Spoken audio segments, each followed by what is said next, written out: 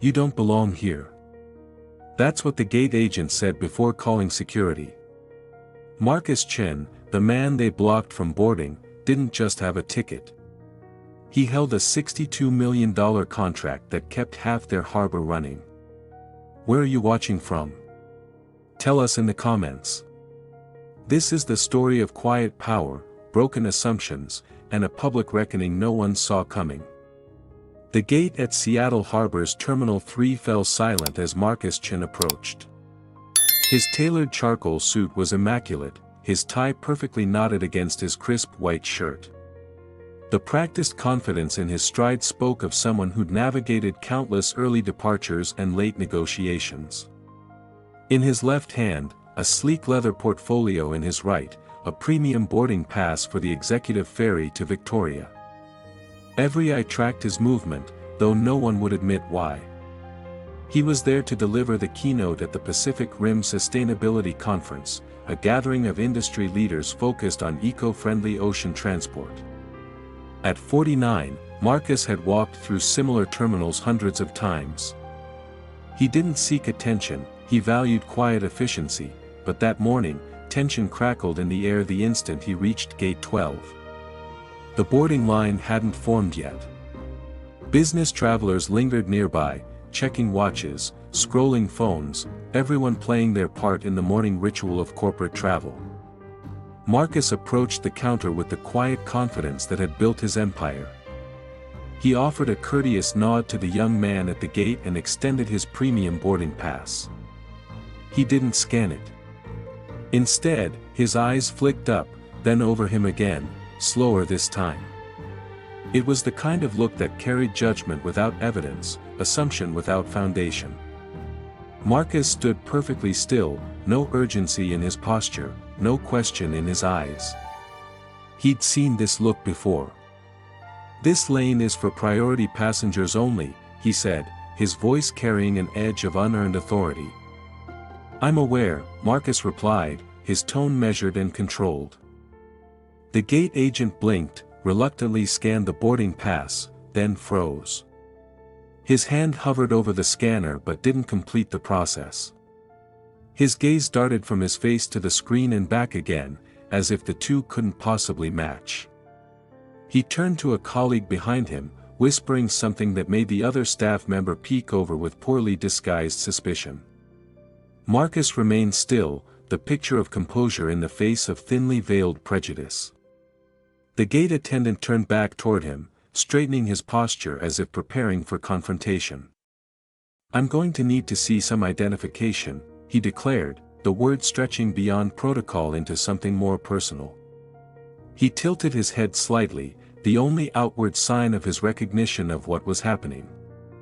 "You don't typically request ID when scanning a boarding pass. Is there an issue?" His eyes flickered with momentary uncertainty. "It's just a security precaution." The lie hung between them. There was no protocol requiring ID verification at the gate, he knew it, and so did he. With deliberate calm, he retrieved his wallet from his suit pocket and handed over his license. He held it awkwardly, as if uncertain what to do next in this performance of authority, then placed it on the counter without scanning anything. "Wait here a moment." Marcus glanced down at his pass. His name was clearly printed in bold type, Marcus Chen. He said nothing, but the silence itself carried weight. The gate attendant stepped away and whispered urgently to someone in a navy uniform, his gestures tense and deliberate. Within moments, a security officer approached, his stride purposeful, his expression set.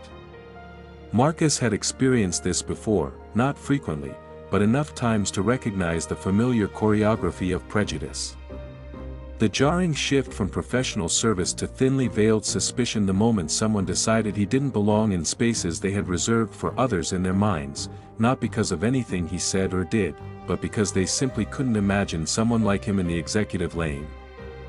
The security officer positioned himself beside him without introduction or explanation, a human barricade in uniform. His eyes tracked his every micro-movement, assessing him as a potential threat through a lens clouded by bias. The message was clear: you don't belong here. Prove us wrong. Marcus, his composure a quiet rebellion, stepped back from the gate and moved to the side, away from the boarding lane. His decision was immediate and strategic. He wouldn't argue, volume never equaled power. He wouldn't raise his voice, indignation would only feed their narrative.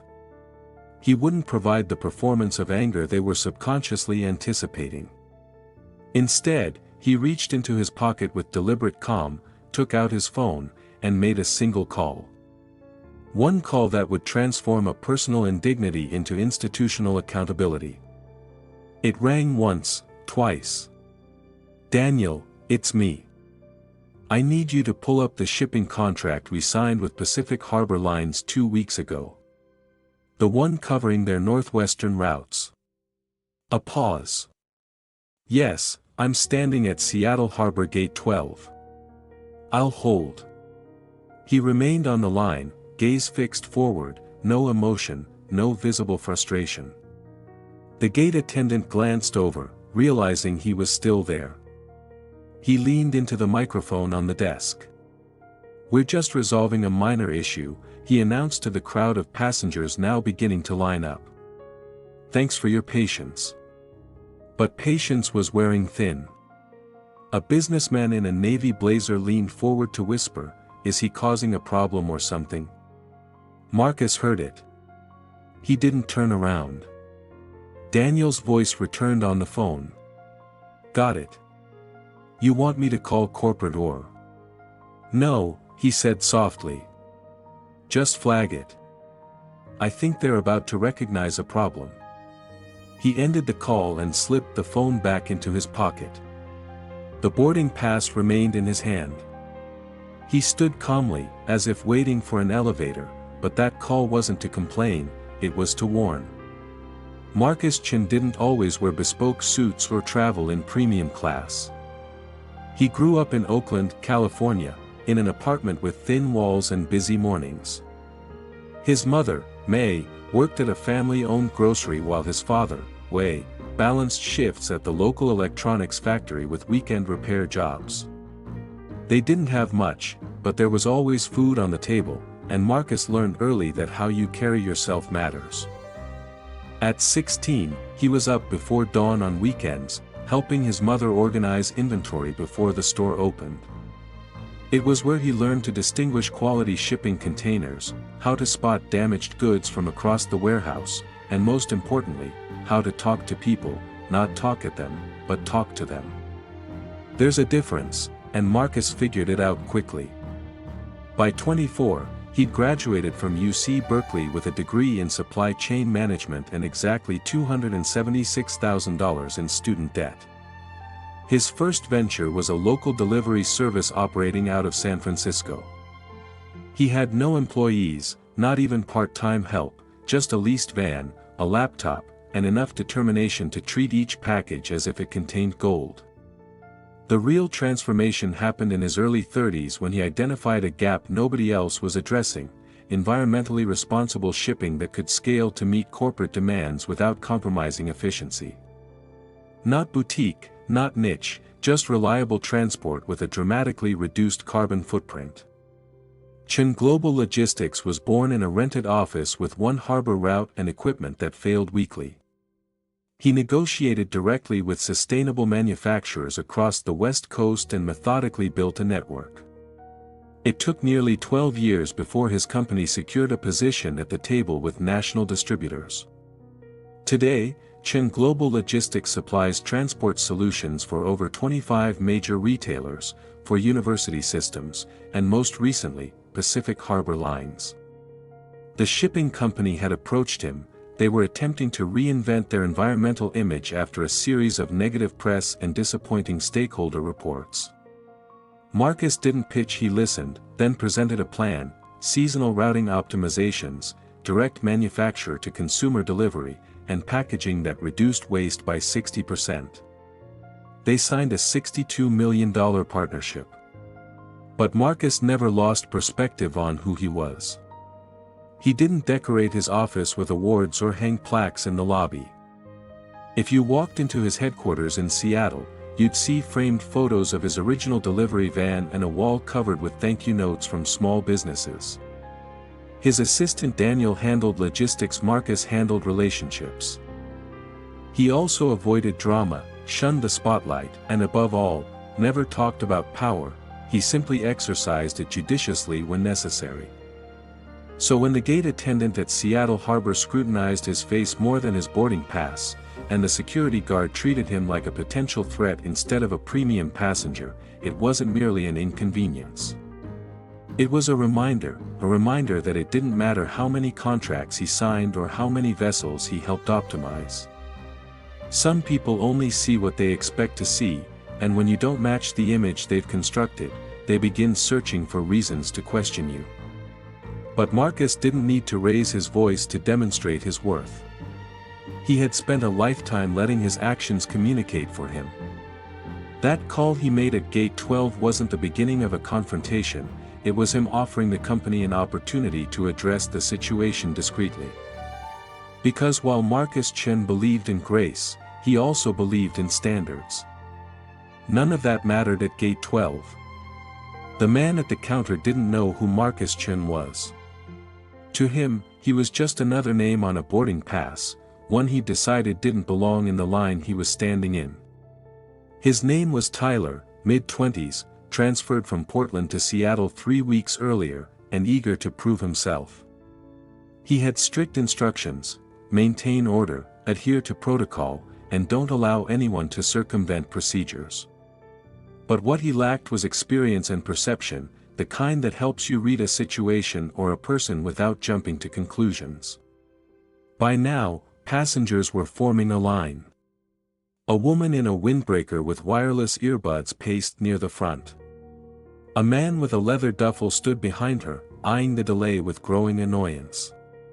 Tyler adjusted the microphone on his collar and murmured something about needing assistance. He glanced back at Marcus, who stood off to the side, composed but still present. His coworker Jess leaned over. "Is there actually a problem?" she asked. Tyler shrugged. "He says he's priority class." Jess raised an eyebrow. "His pass says he is." "What's the issue?" Tyler frowned. "Just doesn't feel right." That's when Jess's posture changed, not dramatically, just enough to convey a message: be careful. But Tyler wasn't paying attention. He was focused on his screen, pretending to search for a booking note that didn't exist. The security officer, meanwhile, remained positioned with arms crossed, occasionally glancing at Marcus but offering no explanation for his presence. Passengers continued to board. The priority lane was thinning. Tyler looked toward the gate, appearing nervous now but unwilling to lose face. Then Marcus's phone rang. He stepped a few feet further away to answer. Daniel's voice was steady. "Okay, I've already alerted their regional director. I also contacted Marcus Hernandez, he's the head of environmental partnerships on their end." "Thank you," Marcus said quietly. "Keep me updated." He ended the call, his expression unchanged, just calm. Back at the desk, Jess was growing uncomfortable. She pulled Tyler aside. "Do you know who he is?" she whispered. "That's Marcus Chen. I saw his company logo on the contractor list last week. The new environmental initiative with Pacific Harbor." Tyler's stomach dropped. "Wait, what?" "Yeah, he owns Chen Global Logistics. They're working with us." Tyler's mouth went dry. He looked back at Marcus, who hadn't moved, his boarding pass still in hand, no display of anger, no confrontation. "Maybe we should just let him board now," Jess suggested. But Tyler panicked. "No, if we do it now, it looks like we're..." He was interrupted by a voice in his earpiece, a supervisor. "Tyler, I need an update on the hold at Gate 12. We're showing a delay indicator." He froze. Just managing a passenger situation, but it's under control. The supervisor didn't sound convinced. Make sure it stays that way. We've got executives from headquarters arriving this morning. No complications. Tyler tried to steady his hands. He looked over at Marcus again. His composure made him feel increasingly diminished. He wasn't handling a problem, he was becoming one. Jess turned toward Marcus, ready to apologize, but just then the boarding gate beeped. Another passenger stepped through. A woman in a business coat glanced back and asked, "What's causing the holdup?" Tyler didn't answer. His voice had vanished. Then Marcus took a slow step forward, not toward the desk, but to the glass wall overlooking the harbor. He stood there, hands clasped behind his back, watching a line of cargo containers move past. He wasn't rushed, he wasn't anxious. He was watching time work in his favor. Tyler was watching it run out. But the people in authority were already en route.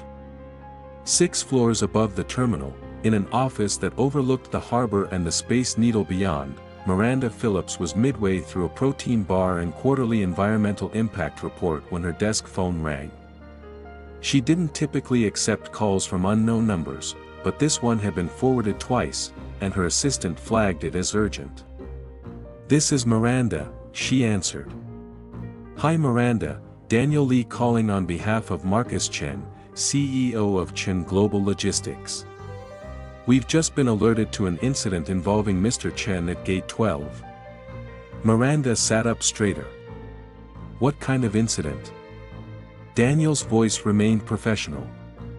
"Your staff appears to have denied him boarding despite his priority ticket. We're concerned it may escalate." Miranda didn't waste time asking for details. She had seen Marcus's name enough to recognize the implications. Pacific Harbor Lines had only recently finalized its sustainability partnership for the next fiscal year, and Chen Global wasn't just any contractor, they were the linchpin in the company's environmental transformation after a devastating social media campaign exposed their excessive fuel consumption and wasteful practices. This wasn't merely poor customer service, it was a live wire in a pool of gasoline. "I'll handle it," Miranda said quickly, rising and motioning to her assistant. "Is he still at the gate?" "He is." Calm, but clearly being mistreated. Miranda was already out of her office, jacket in hand, heels resonating down the hallway. She turned to her assistant. "Get me Raj and Catherine from corporate relations immediately." Meanwhile, down at company headquarters in Vancouver, Marcus Hernandez's phone rang during a strategy meeting. "Marcus," Daniel said, bypassing formalities. "Marcus Chen's being detained at the gate. Seattle Harbor staff flagged him without cause." Marcus nearly dropped his coffee. "You can't be serious." "Completely serious." He called it in personally. Marcus pushed back from the conference table. "I'll get Miranda on it. She's already moving. You might want to prepare legal, just in case." He didn't respond, just ended the call and began dialing. If this became public, it could unravel months of work on the new initiative. There were press releases scheduled, promotional videos in production. Marcus Chen was slated to be featured in their autumn sustainable shipping campaign as the face of modern environmental logistics. That face was now being sidelined at a harbor gate by someone who didn't understand who they were dealing with. At Gate 12, Tyler was beginning to perspire. He could sense the shift, not just from Jess's frosty silence, but from the passengers who were now openly commenting about the delay. People were taking out their phones, checking the departure status. Still no boarding. Then without warning, a woman in a charcoal suit and a Pacific Harbor ID badge walked purposefully toward the gate, followed by a man with a tablet still pressed to his ear. "Miranda."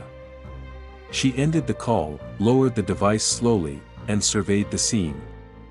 Marcus didn't move. He watched Miranda approach but didn't step forward. He knew exactly who she was. Miranda extended her hand, controlled but direct. "Mr. Chen, I'm Miranda Phillips, Executive Director of Northwestern Operations. May I speak with you privately?" Marcus nodded once, finally slipping his phone back into his pocket. "Of course." They stepped a few feet away. Behind them, Tyler stood motionless, uncertain whether to follow or vanish. Miranda took a breath. "Mr. Chen, on behalf of Pacific Harbor Lines, I want to apologize. I've already contacted our internal team to investigate the situation. This should never have occurred. I'd like to personally escort you onto the ferry." Marcus didn't react. He simply asked, "Do you know which seat I was assigned?" Miranda checked her tablet. "Seat 5A. He smiled faintly. "Front row. Interesting. I was told this lane was for priority passengers only." Miranda didn't hesitate. "Again, I apologize." Marcus leaned in slightly. "The issue isn't a mistake, Ms. Phillips. It's the assumption behind it." Miranda swallowed hard. "Understood." But Marcus wasn't seeking retribution. He was waiting for honesty. Tyler stood behind the gate desk, immobile. His headset was still attached to his collar, but he wasn't speaking into it. He observed Miranda and Marcus standing nearby, their conversation too quiet to hear but significant enough to change everything. Passengers had stopped boarding. The monitors still displayed the departure as on time, but nothing was moving. Jess avoided looking in Tyler's direction. She didn't need to, everyone at the gate already recognized something was wrong. Miranda turned to wave over another man, tall, with silver-streaked hair and a corporate lanyard.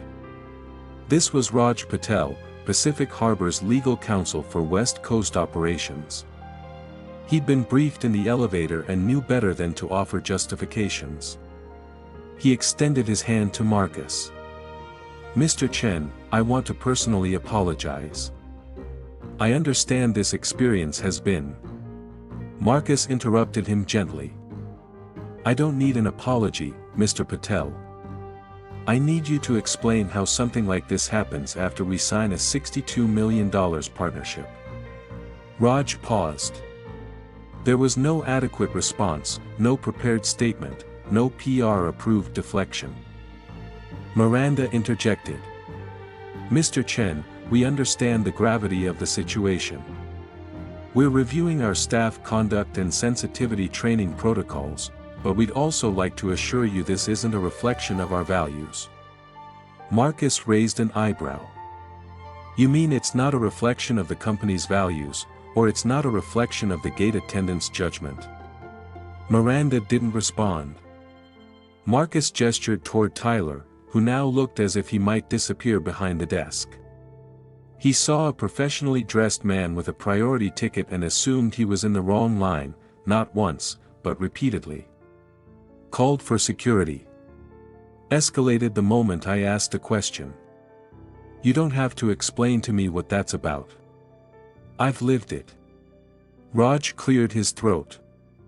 "We're prepared to issue a formal apology should you wish, privately or publicly." Marcus's expression didn't change. "You think I'm here for an apology?" They hesitated. He reached into his portfolio and extracted a slim folder, no fanfare, just paper. "This is a signed copy of our agreement. My company now supplies every sustainable solution on your northwestern and southwestern routes. That includes operations in your executive lounges, by the way.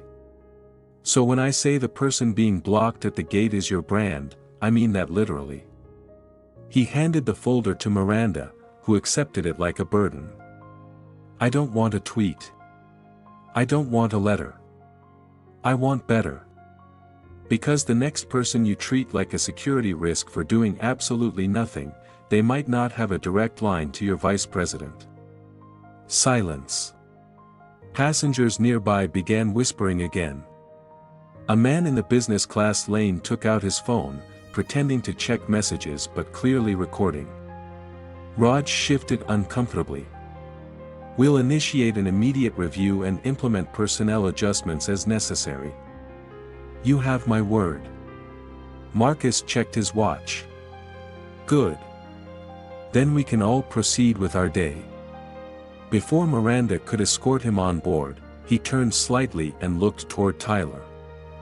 He appeared ashen now, clutching his badge in both hands like a shield. Marcus regarded him for a moment, not with anger, but with something more profound, disappointment.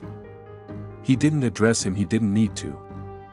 Miranda signaled to the crew, who began clearing the gate.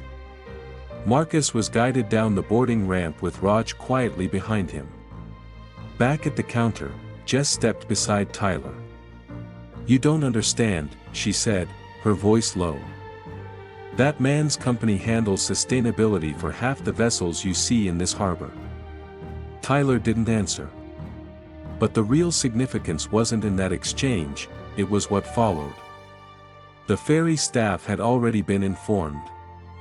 As Marcus stepped onto the vessel, he was greeted not with the usual mechanical smile but with a level of attentiveness that felt more like a quiet acknowledgement. A crew member named Alex offered to take his portfolio, and another immediately brought him a glass of water without asking. Mr. Chen, if there's anything you need before departure, Alex said almost under his breath, just say the word. Marcus didn't show much reaction. He wasn't interested in gestures.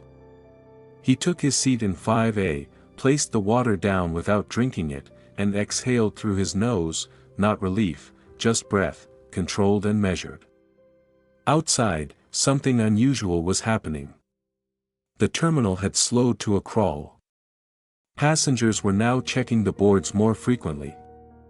First Gate 12 status changed from boarding to delayed, then within minutes, another 2 gates nearby switched to the same. A woman in a gray coat inquired at the desk at Gate 13, only to be informed they were experiencing an internal systems evaluation. It wasn't just Marcus's ferry. Across the terminal, 3 more Pacific Harbor departures were delayed, no specific explanations, just vague terminology, operational pause, technical processing, crew reassignment. In reality, corporate had initiated a soft shutdown, a quiet suspension. Miranda Phillips, after escorting Marcus on board, had walked directly into a secure conference room behind the terminal. She was now on a call with legal, HR, and crisis management. The directive was clear: before this incident spilled into public awareness, everything needed to be assessed: gate records, staff notes, internal communications. Every employee who had direct contact with Marcus that morning was being interviewed. No one would admit it openly, but no vessel was departing until the company understood exactly how extensive the damage might become. On board, Marcus sat with his eyes closed. He wasn't angry, he wasn't flustered. But his composure wasn't serenity, it was experience, the kind that comes from decades of having to pretend things don't wound simply because you're accustomed to them. He thought about his father, Wei, who once got turned away from a technology conference because the coordinator said he didn't look like an engineer. He thought about his first investment meeting where someone assumed he was the delivery guy rather than the founder.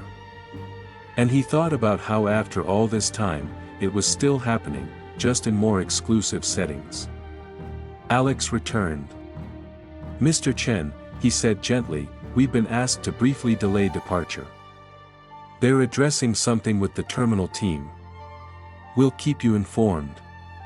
Marcus nodded once. Alex hesitated, then added, I saw what happened out there. It wasn't right. Marcus opened his eyes. Thank you. Silence lingered for a moment, then Alex said, I told my sister to watch your panel at the sustainability conference last year. She's studying environmental science. You made it accessible for her. Just thought you should know. Marcus looked at him genuinely for the first time since boarding, a small smile, not performative, just human. "I appreciate that." As Alex walked away, the captain stepped out of the bridge and conferred with a senior crew member nearby. Their voices were low but not inaudible.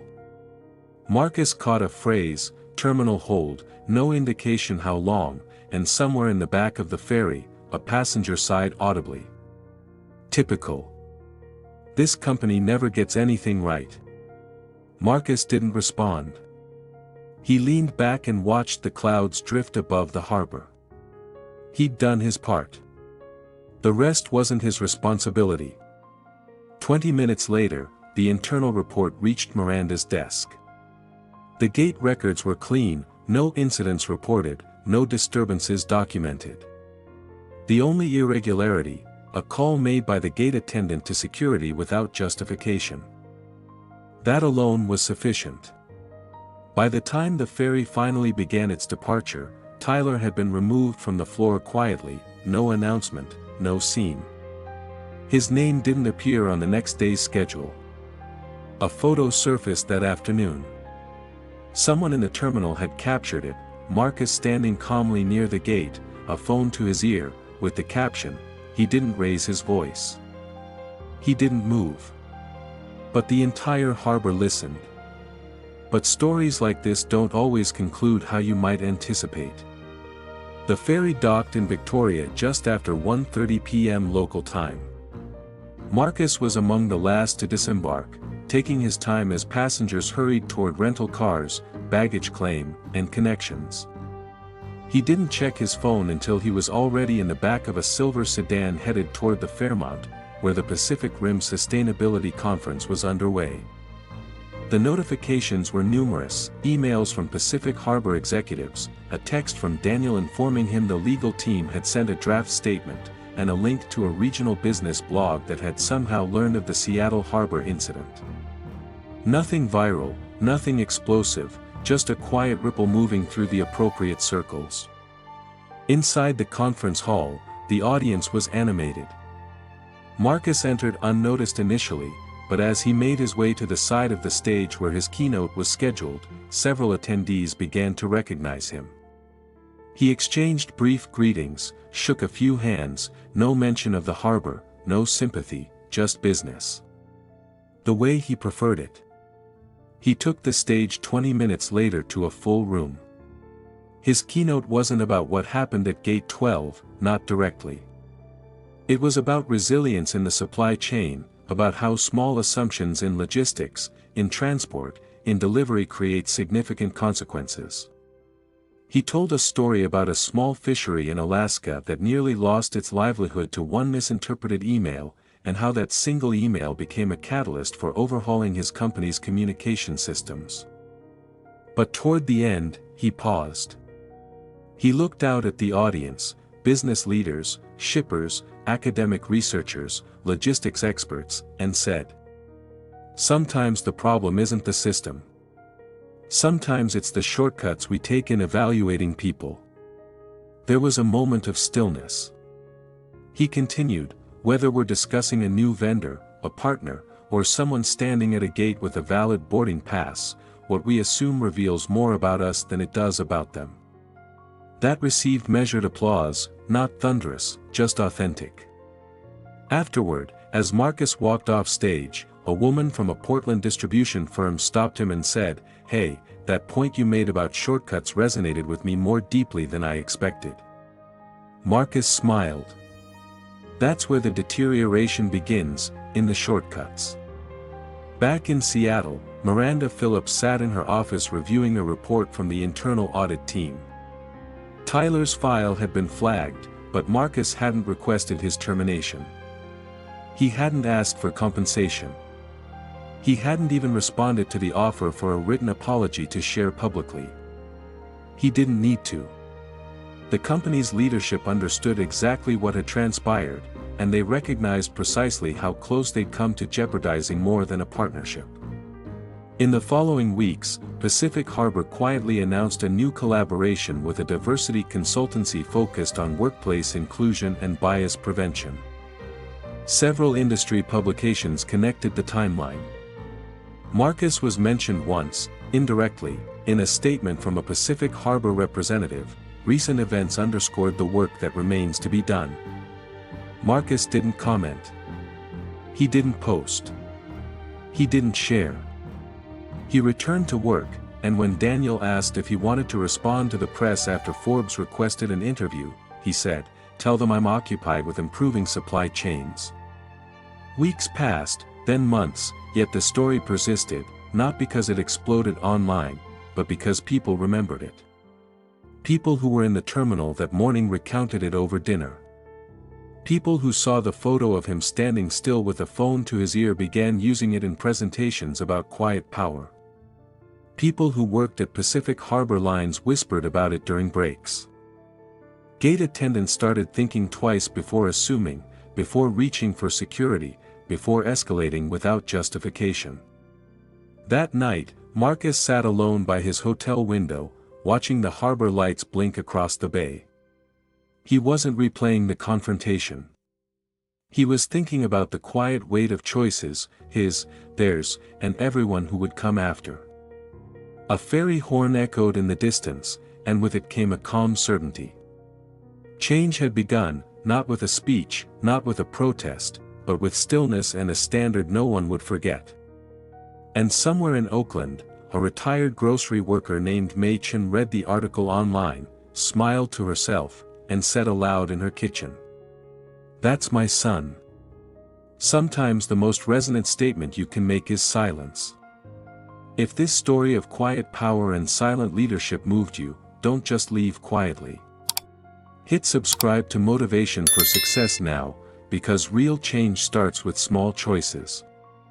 Every week, we bring you real stories, stories that remind us all that the strongest voice is often the one that never needs to shout. Subscribe now. Stay inspired. And always, choose the standard over the noise.